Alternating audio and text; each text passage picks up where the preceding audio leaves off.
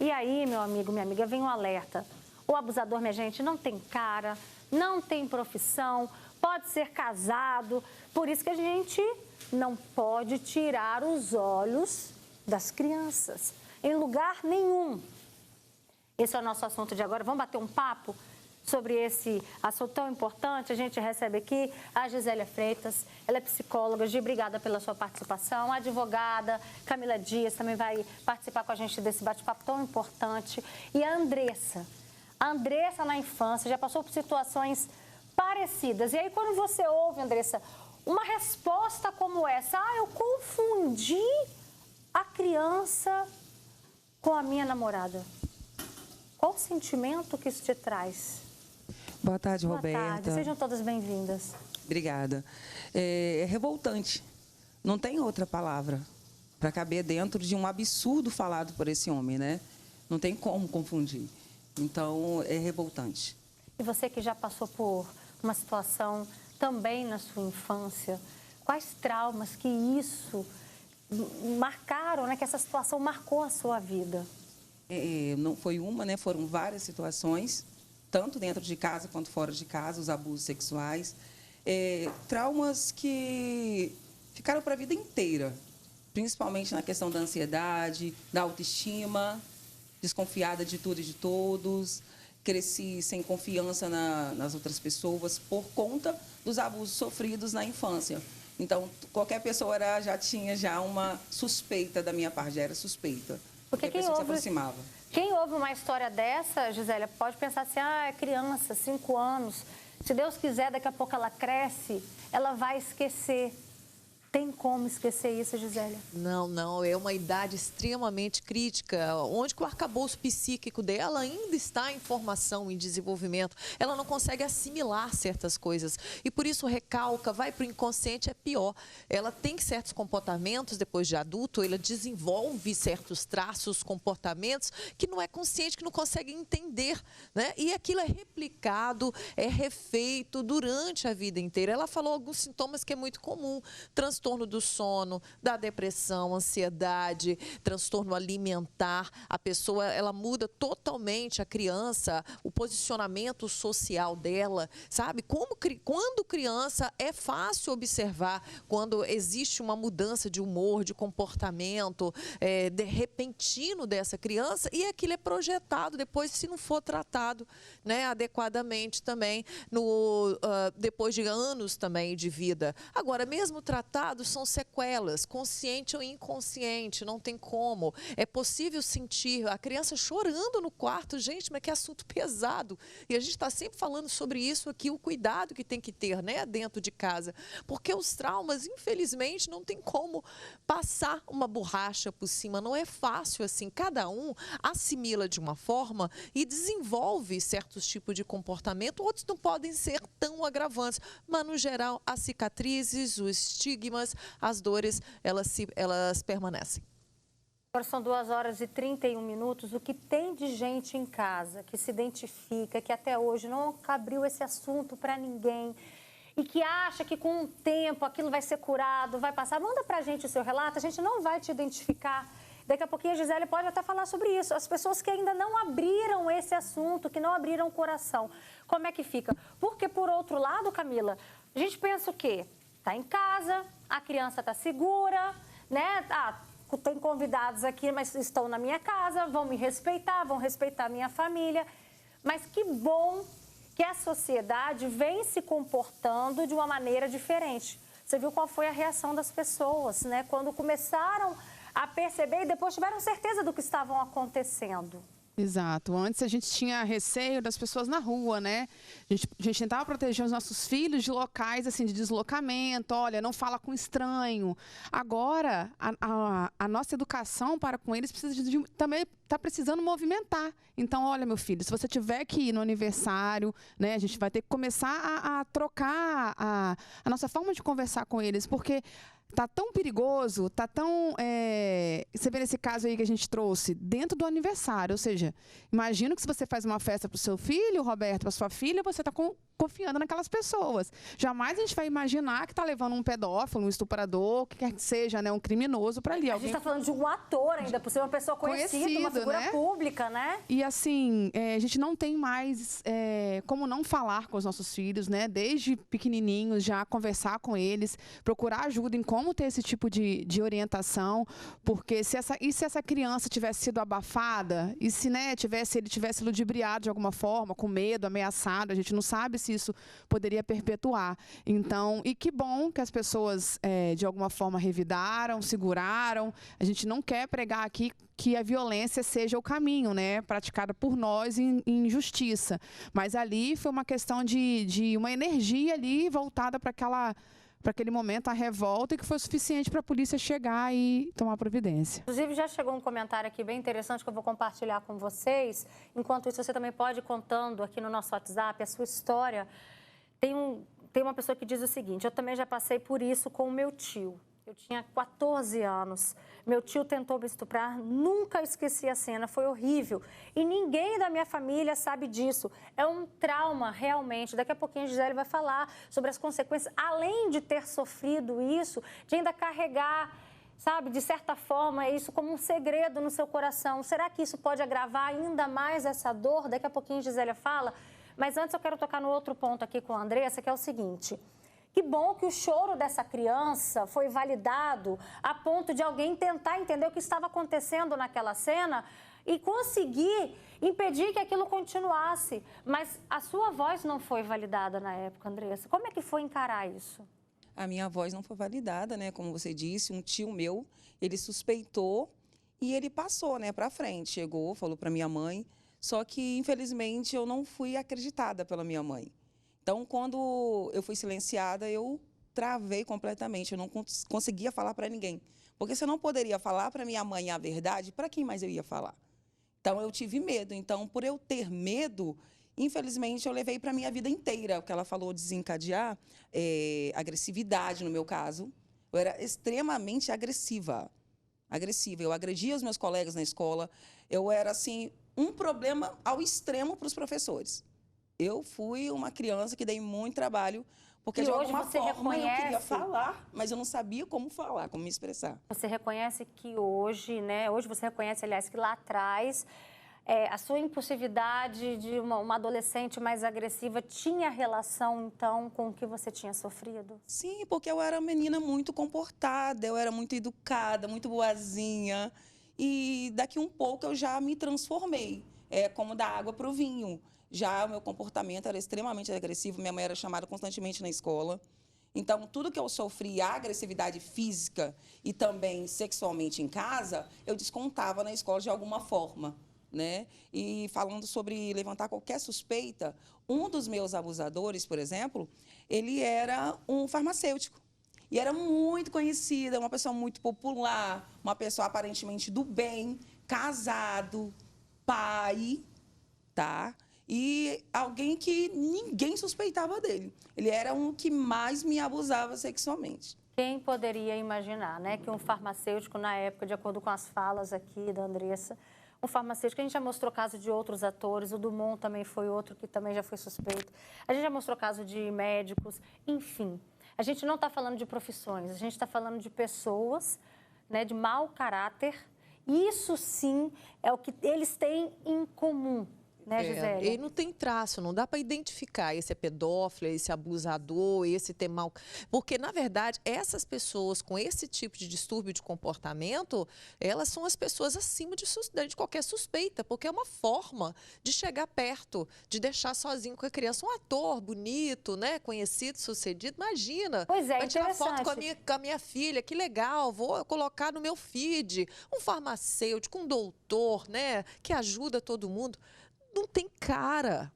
Os pais têm que tomar esse cuidado. Você está sempre alertando aqui, não tem cara. Não deixe sozinho com ninguém. Então, a única forma da gente proteger os nossos filhos até certa idade, que depois a gente consegue dar uma orientação, que eles conseguem compreender um pouco melhor, é como então, Gisélia? Não deixando sozinho, né? Não deixando sozinha, porque elas não conseguem ver a criança gritando, né? Outras podem se calar, podem ficar com medo, podem ser ameaçadas. Tem muitos que, infelizmente, acabam morrendo e não sabem por quê. Foi um acidente, né? Então, certa idade, por exemplo, 14 anos, né? Como foi falado, é uma idade que costuma entender melhor, às vezes pode se defender, mas às vezes não. O trauma continua, a revolta continua, né? E o que eu acho legal aqui no programa, sempre que eu não tenho esse assunto, as pessoas têm coragem de falar, e isso é uma forma de colocar para fora, de colocar esse recado, está dando força para outras pessoas. Ah, mas foi muito tempo, foi rápido. Ah, não, eu sou uma pessoa bem resolvida. Há certos comportamentos que a gente não sabe de onde que vem. Atrapalha relacionamento, atrapalha carreira, crescimento. A gente tem uma autossabotagem que a gente não sabe de onde vem. E às vezes é daquele estima que deixou de existir, né? Daquele valor que eu dava a mim lá atrás. Porque é um sentimento de culpa. Muitas vezes essas crianças acham que elas foram culpadas. A adolescente, ela foi culpada, né? E os próprios pais e familiares também acham muitas vezes, porque não apoia. Ou porque camufla, ou tem vergonha, ou acha que é normal. Felizmente, né? Tem aqui mais comentários. Boa tarde, Roberta. Minha filha foi abusada pelo padrasto aos 4 anos. Na época, ele ameaçou me matar. Aí, ela não falou quando criança e eu nunca desconfiei. Hoje, minha filha tem 26 anos, descobri agora, há pouco tempo. Ela se afundou em cigarros, bebidas e outras coisas. Olha aí as consequências, hein? E ela até hoje é revoltada comigo. Não, eu quero denunciar ele, nunca imaginei isso, não durmo e nem consigo colocar minha vida para frente. Ela tem uma filha de 10 anos e não sei o que vou fazer. Eu descobri isso há pouco tempo, me ajuda. Sou mãe solo e minha família nem fala comigo. Vamos aproveitar então a presença da Camila Dias, que é advogada, e ela explicar. E aí, isso aconteceu quando a filha dela tinha 4 anos. Hoje a filha tem 26 anos. É possível ainda fazer uma denúncia, Camila? Olha, possível é, porque né, se torna um crime imprescritível, né, o estupro de vulnerável. Porém, ela precisa também hoje, no caso, quem foi a vítima, né, a filha dela, ver até onde ela vai conseguir lidar com essas emoções novamente, reverberar isso tudo, porque isso não quer dizer que ela vai carregar, vai voltar ao que ela viveu, mas de repente ela já está num estágio emocional onde aquilo não que tenha sido superado, mas que ela já convive com essa história, assim como a participante aqui, e muitas vezes, depois de muitos anos, trazer isso tudo à tona, pode ser que para ela, e só ela vai saber avaliar isso, né, que quem viveu foi ela, se isso vai ser ou não um sentimento de justiça. Mas ela precisaria de provas, por exemplo? Precisa de provas. Porque Mas, você não tem como... mas como é que vai fazer prova Exatamente, tem muitos anos, né, Roberta? Então, infelizmente, é um crime cometido há 20 anos atrás, você não consegue só chegar e deixar um depoimento. Então, eu acho pouco viável, mas a gente teria que analisar aí esse caso mais profundamente. Mas é possível. É possível. Tá certo. Tem aqui mais comentários. Roberta, eu fui abusada pelo irmão da minha mãe quando eu tinha 5 anos.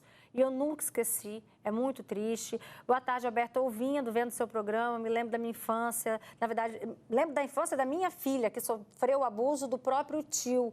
Uma pessoa que a gente confiava muito, nunca imaginei um absurdo desse. E só fiquei sabendo tempo depois. Outro relato, eu sofri abuso na minha infância e quando falei com a minha mãe, ela preferiu dar as costas para mim. Hoje eu tenho problemas com ansiedade e depressão. Já tive que ter intervenção após 2 tentativas, até mesmo de me matar. Gente, meu Deus.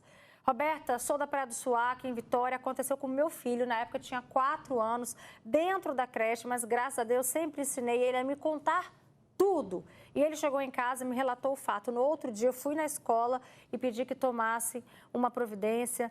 Uma outra mãe que participa com a gente, na verdade, uma avó que pediu para não ser identificada, fala que a neta foi abusada por alguém da família que se dizia, né, uma pessoa de honestidade.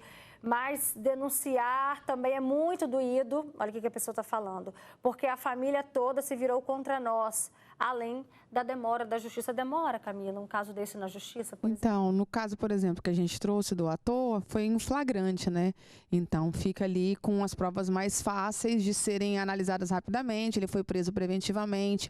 Agora, a depender, é um crime que não costuma demorar a averiguação, porque ainda mais contra crianças, adolescentes e uma questão sexual. Então, assim, não é que demora.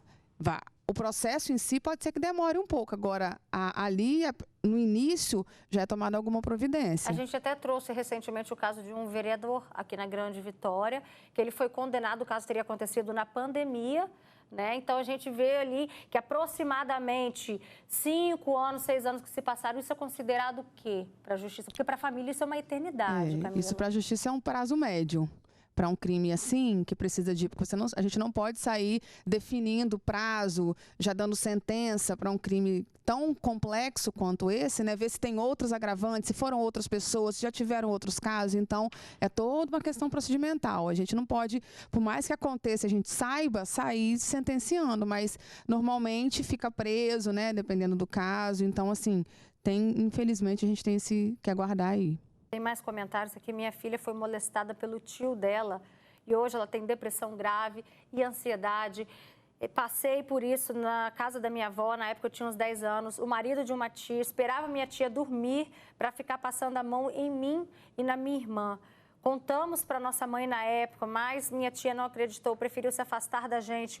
Por isso, eu acho que a maioria das pessoas tem medo de contar. E aí eu tinha deixado uma pergunta no ar para a Gisélia.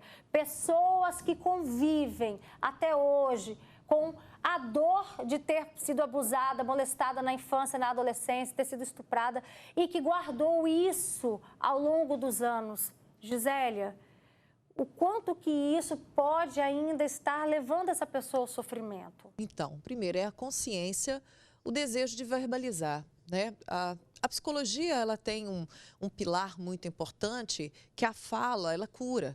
O fato só da pessoa verbalizar, colocar para fora, escrever, comentar sobre isso, é 50% de caminho andado. Porque esses sintomas que aparecem desses comportamentos, que todos estão relatando que são muito semelhantes, cada um desenvolve de algum tipo, de alguma proporção, eles são aquilo, é o inconsciente falando, é o corpo falando que alguma coisa está errada. E quando não tem uma consciência, não está claro, está escuro, aquilo é expressado de outra forma. Por isso que é importante a pessoa falar. Quando fala, o inconsciente, a cabeça faz assim, respira. Agora eu consigo dar conta. Ou pelo menos consigo caminhar para dar conta. Porque enquanto você está engolindo aquilo, mesmo inconscientemente, por isso que é importante... Tem gente que acha que é forte, que aguenta. Que é forte. Não, besteira, aconteceu com todo mundo. E são comportamentos sutis que a pessoa tem, de autossabotagens, que não sabe o qual que é. Por isso essa fala é importante, busque, fale, verbalize, nem que seja com amigos. Procurar um profissional é sempre importante, mas essa fala é uma fala que com certeza já liberta. O que mudou na sua vida, Andressa, a partir do momento em que você decidiu trazer a público um assunto como esse, a fim de alertar também outras mães, muitas famílias, né, para proteger as nossas crianças? O que isso trouxe de mudança interna para você? Ressignifiquei a minha vida, né? Ressignifiquei a minha dor, trouxe uma paz, uma leveza. Hoje, às vezes, algumas mulheres que eu trato com mulheres, né? Trabalhando com mulheres há 9 anos, muitas delas passaram a mesma coisa que eu. E hoje falando, às vezes algumas pessoas me perguntam como é que você consegue falar com tanta facilidade de algo tão sério, tão grave, tão doloroso. Porque hoje já não me dói mais. Hoje já não me dói mais por eu ter conseguido ressignificar. Claro, assim como a doutora disse, não foi sozinha, foi com ajuda, principalmente com a ajuda do Senhor Jesus. E depois com a ajuda profissional, é claro. O que você percebe dessas mulheres quando elas te perguntam, né? Como é que você consegue falar com tanta facilidade? E qual é a dificuldade delas em se expressar? Então, só de falar a gente vê já o choro, a dor. Já vem já a fala com o choro, a expressão de só vai até aqui, daqui para lá eu não consigo falar mais. A indignação, a revolta, né? Por ver essas pessoas ainda impunes, não sofreu nada, nenhuma consequência e ainda conviver. Muitas convivem até hoje, né, com uma pessoa familiar, né, que sofreu o abuso, que fez o abuso. E algumas delas falam, Andressa, eu não consigo perdoar. Aí é que eu quero deixar isso também, porque não tem a ver com o perdoar a pessoa e a pessoa seguir em frente. Tem a ver com você perdoar e você seguir em frente. Porque você precisa dar, sabe, esse novo sentido para a sua vida. Porque enquanto você não libera esse perdão, que não tem a ver com a pessoa, tem a ver com você vai continuar aprisionado, vai continuar sofrendo, vai continuar na sua dor. É isso, Gisele, é completamente diferente. E eu ia falar uma coisa que ela lembrou que é importante, o acolhimento da rede de apoio. Não é hora de julgar, não é hora de afastar, não é hora de discriminar, mas você foi besta, por que você não falou? É hora de acolher, porque ao acolher a pessoa está num ambiente seguro para falar, para verbalizar, para vivenciar aquela dor. Dói. E a partir desse momento, ela consegue realmente se resgatar. E adorei a sua palavra. A palavra é essa, ressignificar, dar um novo significado à dor e ajudar outras com a dor delas. E a gente encerra, então, esse bate-papo com essa palavra, a importância de ressignificar. Obrigada, mulheres, pela presença e participação de vocês. E bora prestar mais atenção nas nossas crianças, proteger, estar perto. Isso é fundamental.